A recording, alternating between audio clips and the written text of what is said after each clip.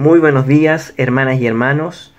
Como consejo ministerial les enviamos muchos saludos a la distancia, muchos cariños y espero que dentro de lo posible hayan podido celebrar nuestras fiestas patrias, aunque no como en otros años, pero también esperando en que Dios pronto va a hacer algo para cambiar todo esto. Antes de comenzar nuestro culto, en la palabra de Dios encontramos en el libro de Josué, en el capítulo 1 y versículo 7, que dice: «Solo te pido que tengas mucho valor y firmeza para obedecer toda la ley que mi siervo Moisés te ordenó. No te apartes de ella para nada, solo así tendrás éxito donde quiera que vayas». Oremos, hermanos, antes de comenzar este culto de adoración a nuestro Dios. Padre, te damos gracias por un nuevo año en que podemos celebrar estas fiestas patrias, podemos celebrar la libertad de nuestro país, aunque estamos de una manera muy distinta a otros años. También, Señor, te damos gracias porque estamos aquí, Señor, porque dentro de todo lo malo que puede estar sucediendo, tú nos acompañas, Señor. Te queremos entregar este momento a ti, Señor. Te queremos entregar este culto de adoración, y que toda nuestra alabanza y nuestra adoración vaya solo a ti, Señor.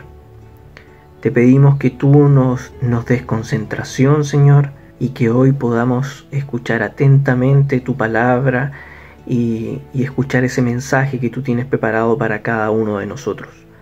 Te damos gracias por esto, te damos gracias por nuestra iglesia, Señor. En el nombre de tu Hijo Jesús. Amén. Amén, hermanos.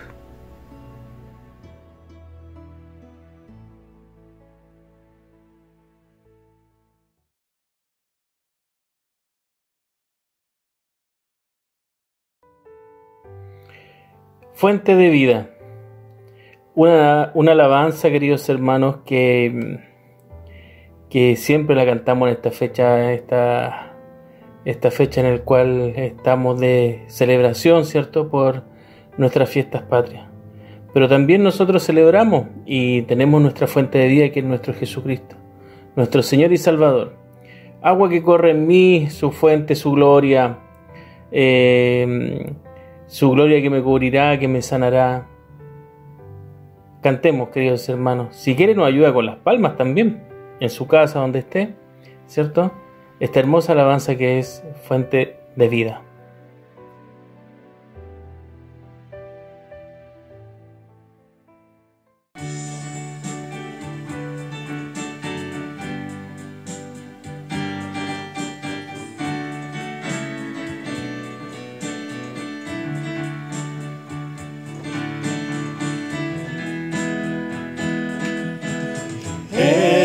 La fuente de agua de vida que corre en mí. Eres tú la fuente de agua de vida, tu gloria en mí. Eres tú la fuente de agua de vida que corre en mí. Eres tú la fuente de agua de vida, tu gloria en mí. Gloria que cubrirá, gloria que sanará, gloria que cambiará, gloria que llenará mi nación con ríos de alegría que correrán. Eres tú la fuente de agua de vida que corre en mí. Eres tú la fuente de agua de vida, tu gloria en mí. Eres tú la fuente de agua de vida que corre en mí. Eres tú la fuente de agua de vida, tu gloria en mí.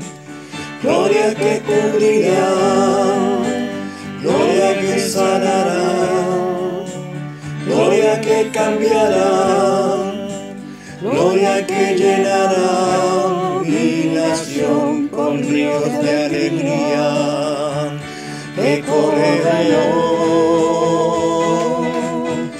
Eres tú la fuente de agua de vida que corre en mí. Eres Eres tú la fuente de agua de vida, tu gloria en mí. Eres tú la fuente de agua de vida que corre en mí. Eres tú la fuente de agua de vida, tu gloria en mí. Gloria que cubrirá, gloria que sanará, gloria que cambiará, gloria que llenará mi nación con ríos de alegría que corren hoy. Eres tú la fuente de agua de vida que corre en mí. Eres tú la fuente de agua de vida, tu gloria en mí. Eres tú la fuente de agua de vida que corre en mí. Eres tú la fuente de agua de vida, tu gloria en mí. Tu gloria en mí. Tu gloria en mí. Tu gloria en mí.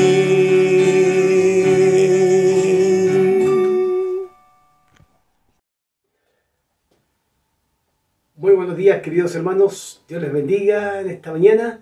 Aquí estamos vestidos de guasito para compartir con ustedes la palabra del Señor, que es importante para nosotros también, a pesar de que estamos en una celebración de fiestas patrias de alguna manera también debemos nosotros hoy día reflexionar en torno a la palabra del Señor. Gracias por los cánticos que hemos escuchado y nos concentramos en estudiar la palabra del Señor. Espero que Dios nos bendiga durante esta reflexión. La palabra del Señor en el día de hoy está en el libro de Mateo, capítulo 5, versículo 9. Mateo, capítulo 5, versículo 9, muy conocido como el Sermón del Monte. Capítulo 5, versículo 9, dice así: bienaventurados los pacificadores. Bienaventurados los pacificadores, porque serán llamados hijos de Dios. Bienaventurados los pacificadores, porque serán llamados hijos de Dios. Este es nuestro texto de reflexión en esta mañana para nosotros. Les invito a tener un momento de oración. Padre, gracias por esta mañana, gracias por tener un tiempo de celebración como parte de esta patria tan hermosa a la cual pertenecemos. Aún en medio de tiempos difíciles de pandemia, podemos separar un tiempo para compartir con la familia, alegrarnos en medio de todas las malas noticias que a veces vamos recibiendo, Señor. Gracias por tu amor, gracias por tu misericordia y gracias por tu bondad. Háblanos a través de tu palabra en esta mañana. Pido una bendición especial por mis hermanos que están en su hogar, para que tú les alcances con tu misericordia. Oramos en el nombre de Jesucristo, Señor nuestro. Amén. Amén. Muy importante es recordar hoy día el Sermón del Monte, un versículo bíblico extraordinario, desafiante para nuestras vidas. Bienaventurados los pacificadores, porque serán llamados hijos de Dios. Esto es muy interesante cómo concluye este versículo. Permítanme hacer algunas aclaraciones a partir de un texto que se los recomiendo a cada uno de ustedes, de el libro del Sermón del Monte de John Stott, un gran autor que ya hemos leído en la Academia Bíblica. Él va a decir respecto al tema del Sermón del Monte lo siguiente, que me parece extraordinario mencionarlo. El Sermón del Monte es una contracultura. Es la palabra que se usa en una búsqueda como una alternativa. Es esta palabra, el Sermón del Monte, que expresa una amplia gama de ideales, experimentos y metas, que tiene un propósito, que quiere alcanzar un ideal. Y agrega, retrata también el Sermón del Monte el arrepentimiento, el cambio total de la actitud de una persona y la justicia que pertenece al reino de Dios. Es decir, que el Sermón del Monte describe cómo se ven la vida o cómo se ven las personas en medio de la vida, cómo se ven las comunidades humanas cuando se encuentran bajo el régimen o bajo la cobertura de la gracia de Dios. Todo lo que de alguna manera va a enfocar es cómo en este Sermón del Monte, cómo nos vemos bajo la gracia y la parte del reino de Dios como creyentes en medio de un reino paralelo. Yo lo he dicho en algunas ocasiones que nosotros vivimos en reinos paralelos. Por un lado, pertenecemos a una nación como Chile, a la cual tiene sus leyes, sus normas, a las cuales nos regulan, nos orientan y también nos sujetamos. Por eso también en estos días, especialmente el 18 de septiembre, celebramos, por supuesto, la independencia de Chile y evidentemente celebramos la libertad, ¿cierto? Y eso también nos hace entender que vivimos en un reino paralelo, pero por otro lado vivimos en el reino de Dios, o sea, somos parte del reino de Dios.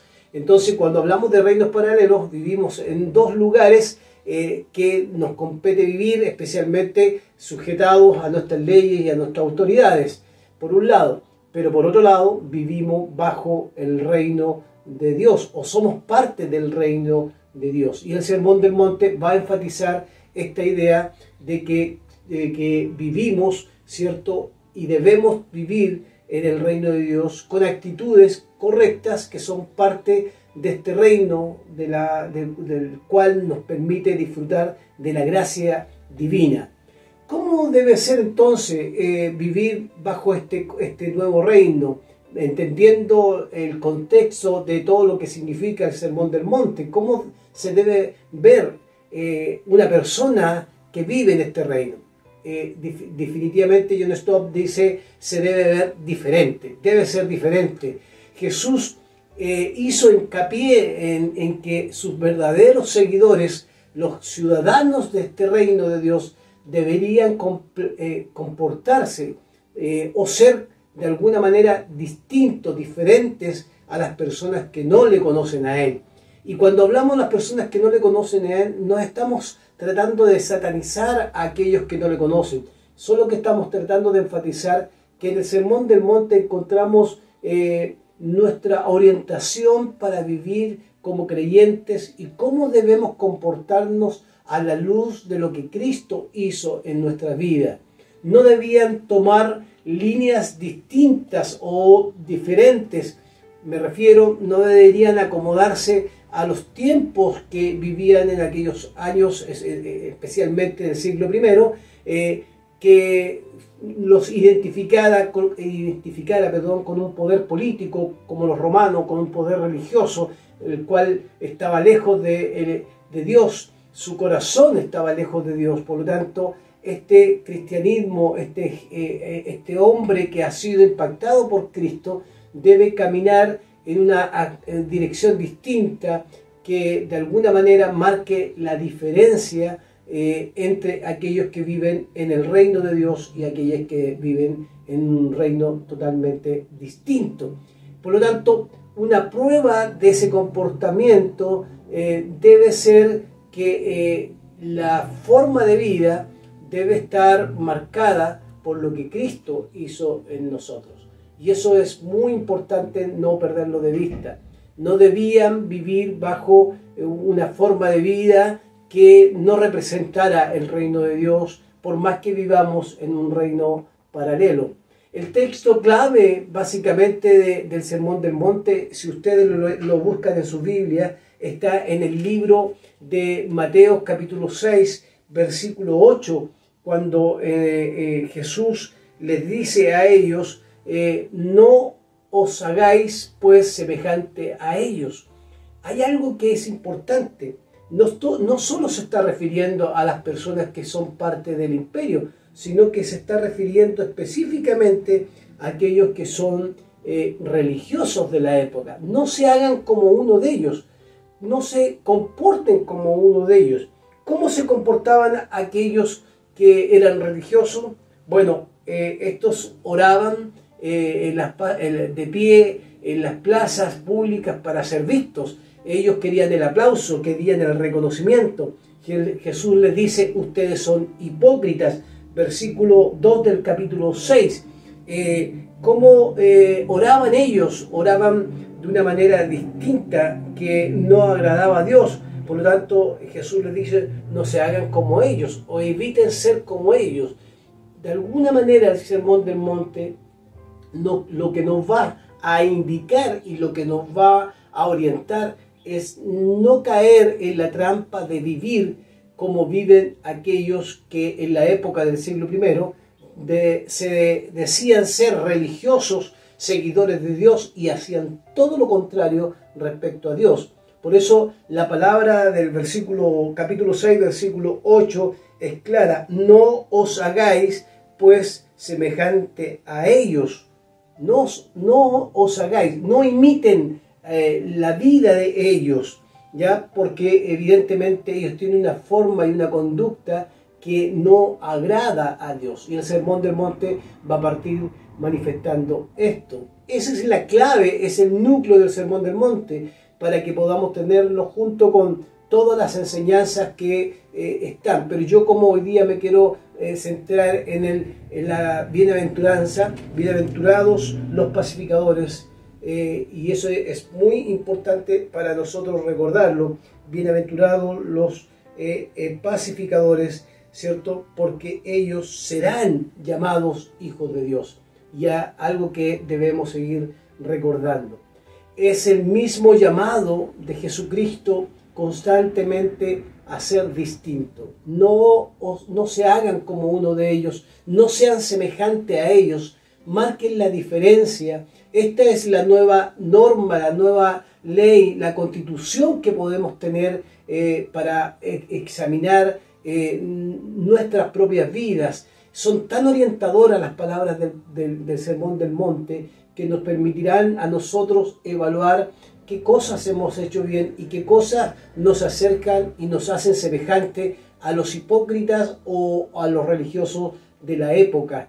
Por lo tanto, el llamado del Señor es a ser distinto, es a atreverse en un mundo que seguramente no considera a Dios, a mantenernos distintos, pero no solamente que con aquellos que no son creyentes, también entre aquellos que siendo creyentes se comportan de manera inadecuada. Entonces el Señor nos dice, no se hagan como ellos, sean distintos.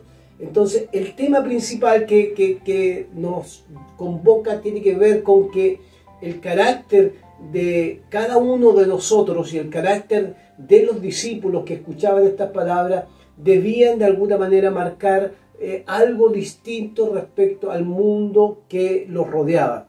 Algo distinto. Debía existir algo distinto. Y es muy interesante porque recuerden ustedes que cuando hablamos de la Pax Romana implicaba la muerte o la guerra o el derramamiento de sangre. Por eso Jesucristo va a decir en sus palabras: mi paz os dejo, mi paz os doy, no la doy como el mundo la da. ¿Por qué no la da como el mundo la da? Porque evidentemente esa paz romana es una paz que va acompañada de violencia y va acompañada de la fuerza. Y acá, por lo menos, entendemos que Jesucristo tiene otra forma de entregarnos esa paz que tanto bien le hace al ser humano. Debían brillar, es el llamado a brillar como luces en medio de tinieblas, en medio de hipocresía, en medio de religiosidad, en medio de una religiosidad predominante que tenía el poder religioso. Debían ser distintos porque la vida religiosa o la vida espiritual de los seguidores de Cristo no puede ser asociada a una religiosidad superficial, a una religiosidad que solo busca el reconocimiento o el aplauso, sino que esta debe ser distinta, debe brillar. Su justicia, la justicia debe exceder la justicia de los escribas y de los fariseos.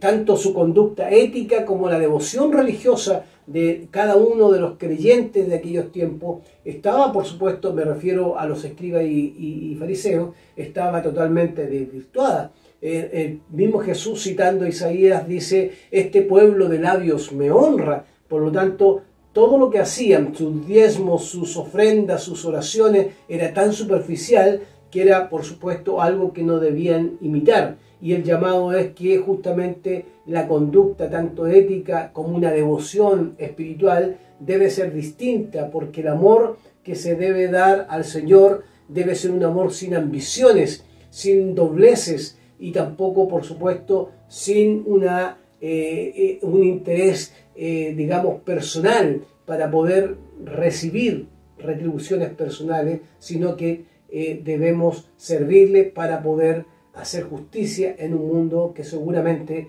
existe la injusticia. No existe un solo párrafo, hermanos queridos, en el Sermón del Monte en el cual nos exprese este contraste entre las normas cristianas, o diría yo, los principios cristianos y aquellos principios que representan a los hipócritas de la época.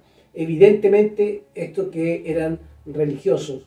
En ocasiones Jesús muestra con fuerza a sus seguidores el contraste que debe existir entre el cristiano, el seguidor, el discípulo de Cristo, aquel que ha sido impactado con los gentiles, con los paganos de la época y con los religiosos de aquellos momentos. En el capítulo 5, versículo 44 al 47, mire lo que dice capítulo 5, versículo 44 al 47. Los paganos se aman y se saludan entre sí, pero los cristianos deben amar a sus enemigos. Los cristianos deben amar a sus enemigos.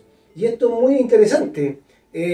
Amad a vuestros enemigos, a bendecid a los que os maldicen, haced bien a los que los aborrecen y orad por aquellos que os ultrajan y os persiguen. Y esto es algo que es distinto a la época. Evidentemente, ningún religioso podría orar y distinguir incluso de su prójimo, porque no entienden quién es su prójimo. Este es un cambio tremendo y un contraste con la vida cristiana del seguidor de Jesucristo. Entonces, no se amen a sí mismos, no se saluden entre sí, sino que deben amar a sus enemigos. El estilo de orar también es cuestionado. Capítulo 6, versículo 7 al 13. Capítulo 6, versículo 7 al 13. Y orando no uséis vanas repeticiones, dice, no uséis vanas repeticiones. ¿Por qué está enfocando Jesucristo esto? Porque era propio de la época. Entonces, mire cómo se va marcando el contraste. El estilo de orar de los paganos o de los religiosos es utilizar vanas repeticiones, pero los creyentes, aquellos que han sido seguidores de Cristo, deben orar con la atención humilde de hijos de Dios que se dirigen a un Padre que está en los cielos. Y así lo expresa el versículo, capítulo 6, versículo 7 al versículo 13. Por lo tanto, aún en los actos de piedad que desarrollamos, deben ser distintos. Cuando oramos, cuando tenemos que tratar con aquellos que son nuestros enemigos, el mandato y el principio es amar, el principio es a utilizar la oración adecuadamente, y por lo tanto le agrega el Señor en el capítulo 6, versículo 32 y 33 del Sermón del Monte, dice: a los paganos se preocupan por sus propias necesidades materiales, están centrados en sus necesidades terrenales, pero los cristianos deben buscar primero el reino de Dios y su justicia, y ahí está el llamado: mas buscad primeramente el reino de Dios y su justicia, y todas las cosas os serán añadidas. Así que no os afanéis por el día de mañana, porque el día de mañana traerá su afán. Basta a cada uno su propio mal. Es interesante esto, que aprendamos a vivir cada día tiene su propio afán. En esta pandemia, si hay algo que hemos tenido que aprender, es vivir cada día como si fuera el último día. ¿Saben por qué? Porque no sabemos qué va a pasar mañana. Sin embargo, tenemos que vivirla con la esperanza que el Señor está con nosotros siempre. La pregunta es si este consejo del Sermón del Monte es pertinente. Claro que es pertinente. Hoy día, cuando celebramos nuestras fiestas patrias y recordamos que en algún momento se construyeron también acuerdos, se construyeron o se establecieron libertades dentro de la vida del pueblo chileno, celebrando, por supuesto, con alegría en medio de la pandemia, un tiempo de alegría por lo menos en tiempos de pandemia. Celebrar nuestra independencia es algo muy importante, pero el Sermón del Monte hoy día es pertinente para la vida moderna, es pertinente para cada creyente que vive en un mundo de conflicto, en un mundo de pandemia, en un mundo de crisis. Es pertinente porque encontramos en este pasaje del Sermón del Monte no solamente los lineamientos para vivir y comportarnos de manera distinta a los hipócritas de la época, sino también encontramos la esperanza. Buscad el reino de Dios y su justicia, y todas las cosas vendrán por añadidura.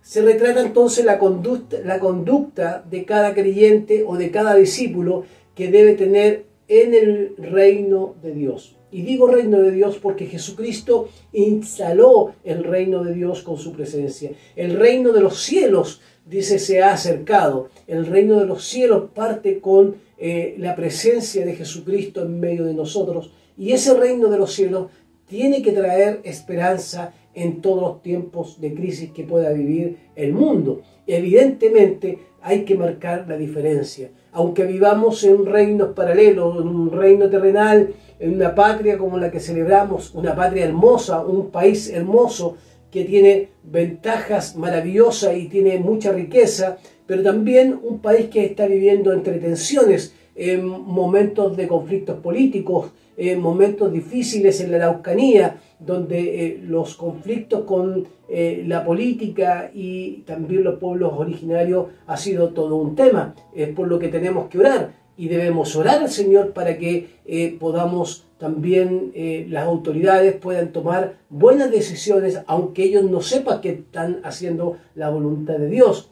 Así que evidentemente el Sermón del Monte es pertinente para nosotros en estos tiempos. Los discípulos debemos vivir de una manera distinta, debemos tener en nuestro corazón motivaciones distintas, pensamientos distintos, de tal manera que esto agrade al Señor y no agrade al mundo religioso, sino que agrade al Señor. Primeramente siempre buscamos agradar al Señor con nuestra vida. Por lo tanto, el desafío del creyente con esta palabra del Sermón del Monte es que debemos en la vida pública relacionarnos con nuestros hermanos y con aquellos que viven en esta ciudad, mostrando misericordia, trabajando por la paz, no siendo perseguidores de las personas, actuando como sal, siendo luz, brillar para otros, amándolos, sirviéndolos, incluso a nuestros enemigos, dedicándole sobre todas las cosas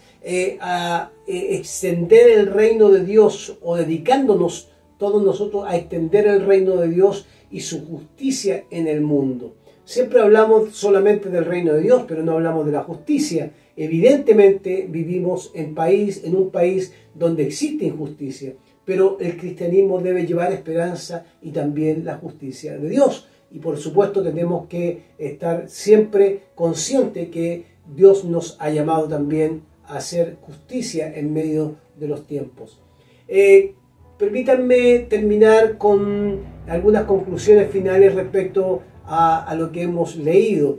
Específicamente hacer mención al tema de la paz, porque no es posible llevar relaciones a veces con las otras personas siempre en términos de paz.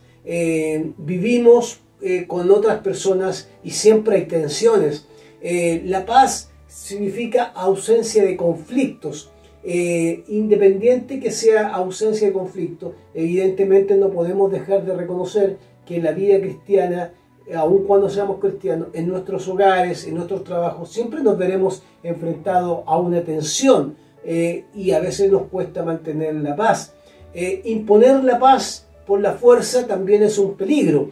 Recuerden ustedes que hubieron momentos históricos en que el cristianismo obligó a muchas personas por la fuerza a que puedan reconocer a la religión cristiana.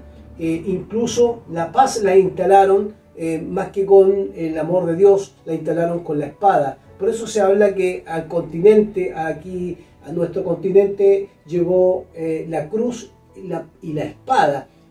Por lo tanto, la violencia se instaló también en su momento histórico. Pero por lo demás es bueno entender esto. Es necesario que podamos entender que la verdadera paz es el resultado de una profunda transformación de nuestro corazón. Y eso es lo que está diciendo el libro de Mateo en el Sermón del Monte.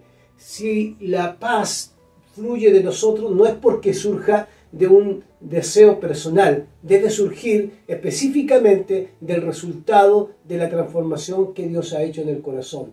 Tal como lo describió Cristo en las bienaventuranzas. Bienaventurados los pacificadores, porque serán llamados hijos de Dios. Los que buscan la paz asumen el compromiso de intervenir en toda situación de potencial conflicto, evitando que los pleitos lleguen a desencadenar una crisis de proporciones incontrolables. Por lo tanto, un creyente debe ser agente de paz. Debemos, en momentos cuando la tensión y la crisis se instala, debemos actuar con una actitud distinta a la que actuaría alguien que no tenga a Cristo. Las consecuencias de esta actitud es que de alguna manera vamos a ser reconocidos como hijos de Dios. ¿Por qué? Porque demostraremos que queremos el bienestar, la tranquilidad y la paz en medio de nuestro entorno, ya sea familiar, laboral o eclesiástico, porque es un privilegio que a uno se le conozca y se le reconozca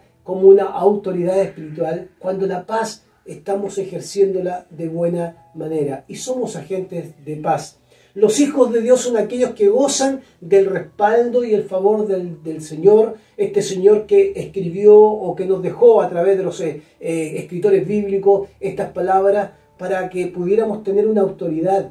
La paz que podemos nosotros ejercer en medio de nuestros hogares, en medio de nuestros trabajos, en medio de nuestras relaciones, tiene que ver con el impacto de Jesucristo en nuestras vidas, pudiendo nosotros avanzar día a día hacia a este varón perfecto que se establece en la vida. Nos encontraremos con momentos de tensión y de conflicto, pero hay algo que nos va a recordar que debemos ser agentes de paz, es que Dios está en nosotros, con nosotros, a través de su Espíritu Santo, y por lo tanto eso nos tiene que llevar a veces a que no perder de vista que Dios nos está llamando a ser pacificador. Dichosos, bienaventurados, dice la palabra, bienaventurados los que son pacificadores, porque serán llamados hijos de Dios. Dichosos los que son pacificadores. Esa es la primicia. Dichosos son los que son pacificadores. ¿Qué me gustaría, hermanos, al concluir? Que no perdamos de vista en este tiempo de celebración y en este tiempo de fiestas patrias para nuestras vidas. Lo primero tiene que ver con lo siguiente: ser agente de paz no es una opción, sino como creyente debemos siempre obedecer al llamado del Señor. El llamado del Señor es a ser pacificadores, no es opcional. Somos como creyentes, debemos optar por la paz y nunca por la violencia. Evitar la violencia de todas las formas que se pueda representar es un llamado del Señor a tratar de caminar como agentes de paz. Lo segundo, la pacificación no es una obra divina, y eso es lo que tenemos que recordar. La pacificación es una obra divina. ¿Por qué divina? Porque la paz significa reconciliación, y Dios es el autor de la paz, es el autor de la reconciliación. Es verdad, exactamente Él mismo, el Verbo encarnado, nos muestra en su ministerio y en su relación y en su desarrollo ministerial, ¿cierto?, que Él ha establecido la paz con nosotros. Cuando murió en la cruz, nos reconcilió con el Padre. estábamos lejos de Dios, por cuanto todos pecaron, dice Pablo, estaban destituidos de la gloria de Dios, estábamos separados de Dios, pero alguien puso un puente para poder reconciliarnos con el Señor. Él ha establecido la paz entre Dios y el ser humano. Un solo mediador hay entre Dios y los hombres, que es Jesucristo, hombre. Por lo tanto, no olvidemos esto, la pacificación es una obra divina. La verdad de Jesucristo es recordada por el apóstol Pablo, cuando el apóstol Pablo habla de Jesucristo constantemente, y él dice que por medio de Cristo a Dios le agradó reconciliar consigo todas las cosas, haciendo la paz mediante la sangre de la cruz. Y el propósito de Cristo fue entonces crear en sí mismo, de los dos pueblos, gentiles y judíos, un solo pueblo, derribando la pared intermedia que dividía, ¿cierto?, a los judíos y a los gentiles, haciendo un solo pueblo, un solo hombre, haciendo la paz, tal como lo dice Colosenses capítulo 1, versículo 20, y el libro de Efesios también. Por lo tanto, la pacificación es obra divina. Él ha comenzado el camino de paz, y la reconciliación es una palabra que se usa justamente en los mismos términos de la paz. Él nos reconcilió consigo todas las cosas, haciendo la paz mediante la sangre de la cruz. Nosotros somos agentes y testimonio de que Cristo ha hecho algo en nuestra vida. Por lo tanto, en nosotros debe existir también este deseo de caminar hacia la pacificación. Tercero, no debemos olvidar, hermanos queridos, que la paz de Dios no es una paz cualquiera, sino que fue pagada a un precio grande en la cruz. Cristo nos reconcilió con el Padre. Para eso tuvo que morir, sufrir, vivir todo lo que significa. Vivíamos esclavos, como Chile vivió esclavo también, bajo una monarquía, ¿cierto?, bajo un imperio, hasta que alguien también participó de la independencia y de la liberación. Y entre ellos siempre la historia tiene varios nombres, pero más que los nombres, siempre serán nombres de personas recordadas en la historia, importantes para Chile. Pero en nuestra propia historia, en nuestra propia independencia, en nuestra propia Navidad, en nuestra propia libertad, hay uno que pagó en la cruz por nosotros para darnos la paz. Esa paz que solo Cristo puede dar, pero también para que podamos ser y hacer la paz con las personas. Él hizo la paz con nosotros a un costo inmenso. Exactamente con su sangre pagó en la cruz para que pudiéramos ser reconciliados con el Señor. Nosotros también, aunque en formas menores y digamos guardando las proporciones, hallaremos la pacificación, y esa pacificación o la paz que podamos llevar en medio del entorno familiar, en medio del entorno laboral, en medio del entorno eclesiástico, tiene un precio. Y ese precio, ¿saben cuál es? No es el mismo precio de Cristo, pero debe ser un ejemplo de renuncia. La paz, bienaventurados los pacificadores, porque serán llamados hijos de Dios, tiene un precio.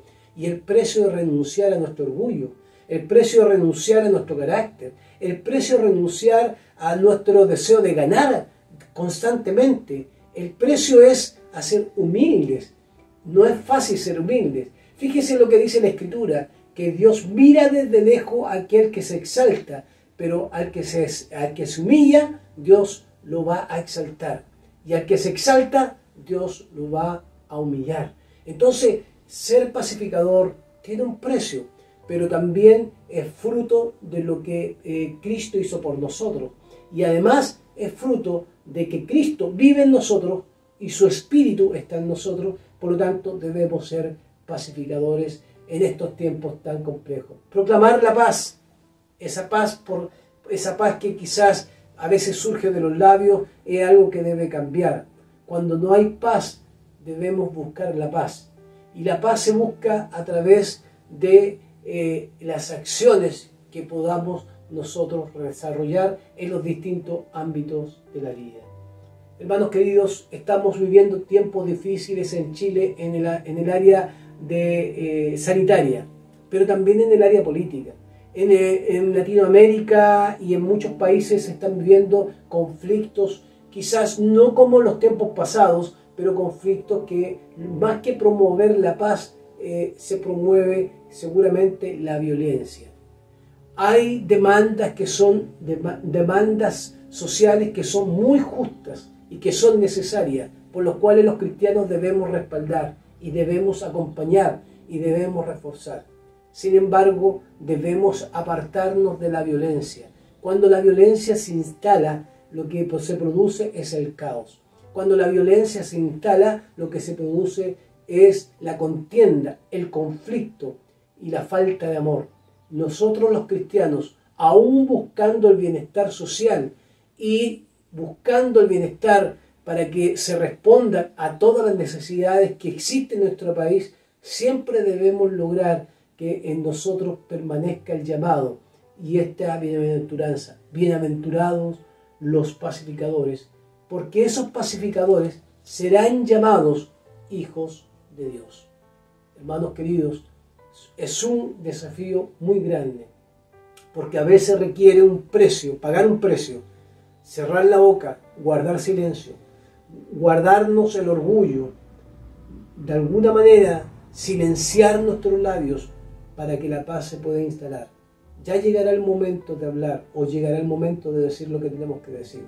A veces cuesta ser pacificadores, cuesta mucho, pero seamos pacificadores. Bienaventurados los pacificadores, porque ellos serán llamados hijos de Dios.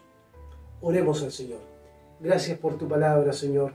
Oramos para que esta palabra nos ayude en estos tiempos tan especiales, en medio de nuestra iglesia, en medio de nuestros trabajos y en medio de nuestro país. Señor, queremos pedir la paz por nuestro país, la paz por la Araucanía, la paz por nuestro Chile, para que Chile sea bendecido con tu bendición y Chile pueda, Señor, también alcanzar, Señor, una paz, Señor, que no es una paz que el mundo la da, sino que una paz que venga de ti, que donde los cristianos podamos participar con la justicia y con la verdad, de tal manera de que de esa manera podamos nosotros bendecir a otras personas. Si tenemos que pagar un precio, Señor, porque la paz se instale también en nuestro entorno y a veces rendir nuestro orgullo a tu presencia, nuestra forma de pensar, Señor, lo tendremos que hacer. Porque la gran maravilla de esta palabra del Sermón del Monte es que acá encontramos los principios para un buen comportamiento. Y uno de esos es, bienaventurados los pacificadores, porque ellos serán llamados hijos de Dios. Muchas gracias, Padre, en el nombre de Jesús. Amén. Amén.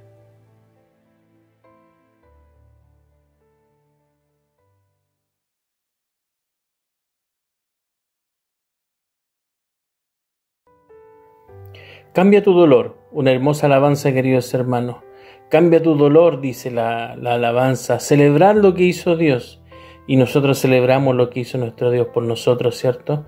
Su amor, su gracia, por todo lo que ha hecho nuestro Dios Todopoderoso por nosotros. Y también habla de nuestro Cristo. Cristo es el Señor.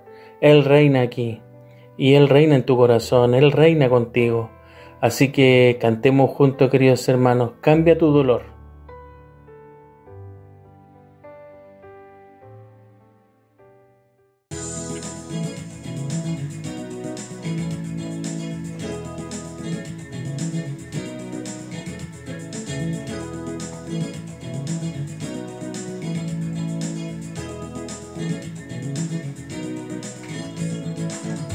Cambia tu dolor por una canción, celebra lo que hizo Dios. Únete a cantar, juntos vamos a celebrar al Dios de amor. Cristo es el Señor y Él reina aquí, declaramos su poder.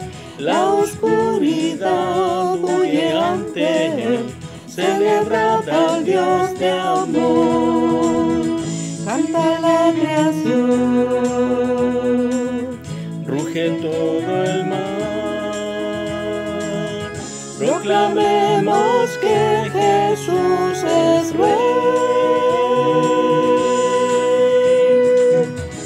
Cambia tu dolor por una canción, celebra lo que hizo Dios. Únete a cantar, juntos vamos a celebrar al Dios de amor. Cristo es el Señor y Él reina aquí, declaramos su poder. La oscuridad huye ante Él, celebrad al Dios de amor. Canta la creación, ruge todo el mar, proclamemos que Jesús es Rey. Cambia tu dolor por una canción, celebrad lo que hizo Dios. Únete a cantar, juntos vamos a celebrar al Dios de amor. Celebrar al Dios de amor. Celebrar al Dios de amor.